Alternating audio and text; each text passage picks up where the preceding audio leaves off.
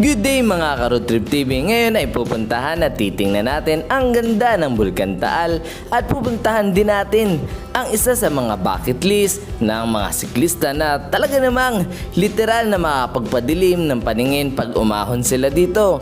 Walang iba kundi ang Black Wall na makikita sa Laurel, Batangas.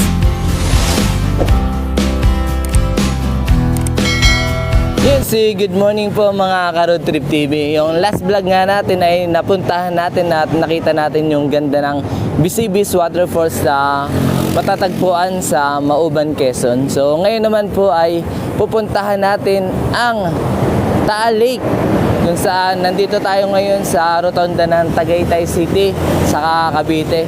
Kung mapapansin nyo po ay yung nasa likod po natin ay yung rotonda ng Tagaytay. At itong papunta po doon ay ito yung daan papuntang Dasma. Ito ay pa Batangas and then ito ay pa Batangas din. So ngayon, bago tayo pumunta sa Taal Lake, dadaanan din po natin yung Black Wall na kung ano nga bang itsura niya at bakit tinawag itong Black Wall. Kasama natin ngayon si Darling, so ang aking supportive na asawa. Yay! Hi! Yan po. So tara!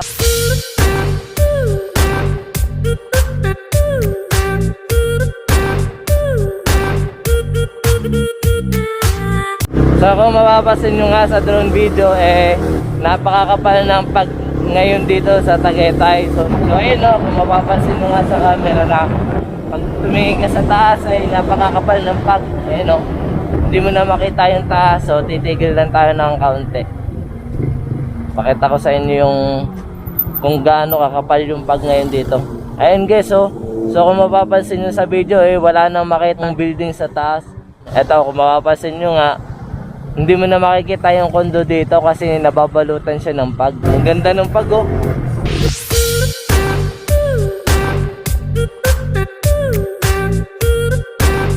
Nandito na tayo ngayon sa may ginagawang flyover ng Cavite. Siguro mga isang taon pa okay na tong tuloy na to. So madadaanan na to. So ito siguro yung countermeasure nila para iwas sa traffic. Ayan o, kitang-kita nyo naman o. Ay po shit. Mabuti na lang, maganda yung shock natin. Tayo mga motorista makikinabang diyan pag natapos na yan. Kasi leles yung traffic dito sa may Cavite. Pero ngayon, sakripisyo muna kasi talaga namang traffic. Ayan o. So kakaliwa na tayo dito, papuntang Black Wall. So itong barangay ni Yugan pala. Opya. Ayan, papansin nyo, bilihan ng karning baka yung tabi.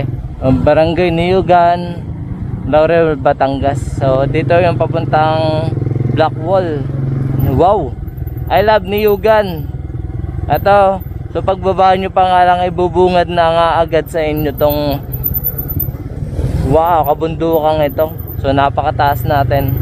Alright, napakaganda ng tanawin dito guys. Wow, sikon-siko yung kanilang likuan, no? Hey! Hey! Angas! Wow! Ito na yung tulay. Bridge of Hope, Road to Success. Ito pala yung Bridge of Hope. Matarik. Matarik. Matarik nga. Ay matarik talaga. Kung mapapasin nyo nga sa video, itong parts na yun ay napakatarik. Ang Black Wall ay matatagpuan sa bayan ng Laurel, Batangas na isa sa mga nasa bucket list at isa sa pinapangarap na akyatin ng mga siklista. Literal na magdidilim daw ang paningin ng mga siklista habang binabaybay at inaakyat ang malagapader na ahon. Kaya ito tinawag na Black Wall.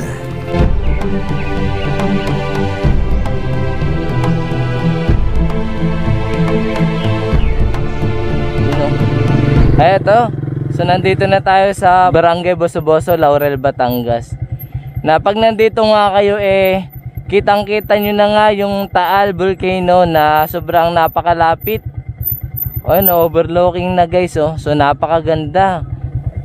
Ito, Ang ganda dito guys. Andito na tayo ngayon sa papunta sa San Nicolas at ang ganda. So dinadaanan natin ngayon ay Coastal Road papuntang San Nicolas na nakaka-enjoy tingnan. Ito, ang ganda guys oh. So itong dinadaanan natin ito ay Coastal Road ng San Nicolas.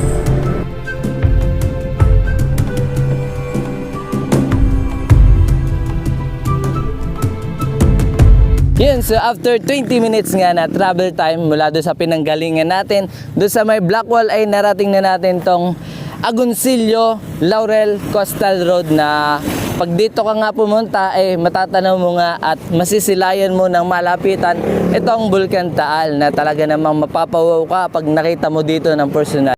Pero yung mga hanap buhay nila ay unti-unti na rin nakaka-recover dahil nga kung mapapansin nyo sa drone video ang dami nga naghilira yung mga fish cage na matatagpuan dito sa may Taal Lake.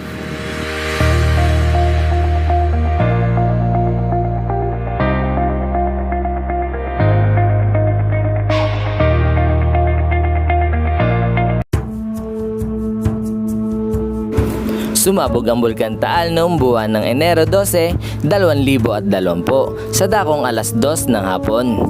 Ayon sa PBOX, ito ay tinaas sa ika-4 na alarma sa ilalim ng pag-alboroto nito. Isa ang Talisay, Agoncillo, Laurel at San Nicolas at mga kalapit na barangay ang lubhang naapektuhan dahil sa pagsabog ng Bulkan Taal.